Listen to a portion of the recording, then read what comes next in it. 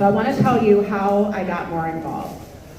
So I was here in Wisconsin, it was 2016, and I'm in my kitchen, and my son, who was about 8 or 9 at the time, was worried. He had something on his mind, and I kept saying, buddy, what's going on? You know, what are you thinking about? And many of you know my husband is an immigrant from Mexico. And in 2016, my son says to us, Mommy, what are we going to do if Trump wins?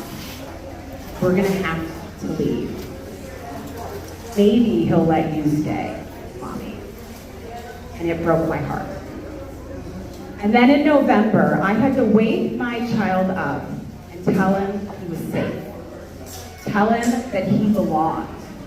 And that no one could make him or his father leave his home. And I told myself that I was never going to feel this way again. That I had not done enough. That I let other people advocate for families like my own. And after that election was the first time I went to the Waukesha County Democratic Party meeting. And I said to them, put me to work.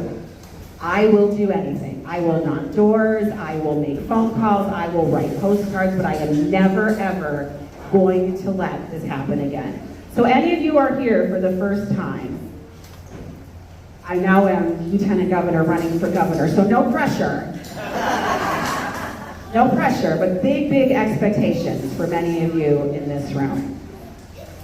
And so then it became 2019, 2020, and I left my executive position to start my own business. And I called the party again, and I said, I've got more time on my hands.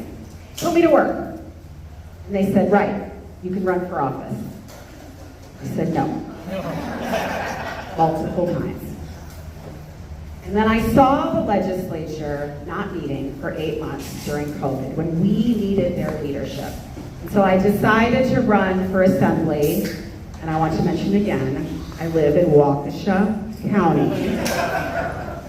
And I flipped that district from red to blue.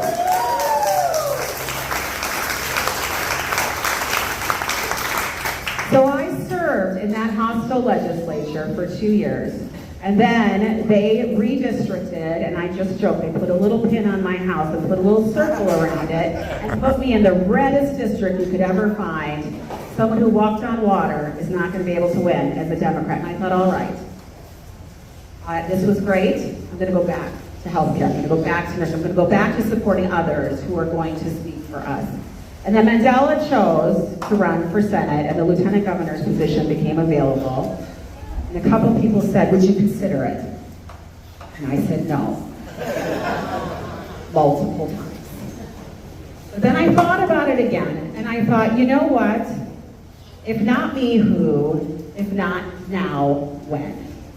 And so I decided to support Governor Evers and run with him to make sure we could keep his seat, the governor's seat. And we won by 3 percentage points, landslide in Wisconsin.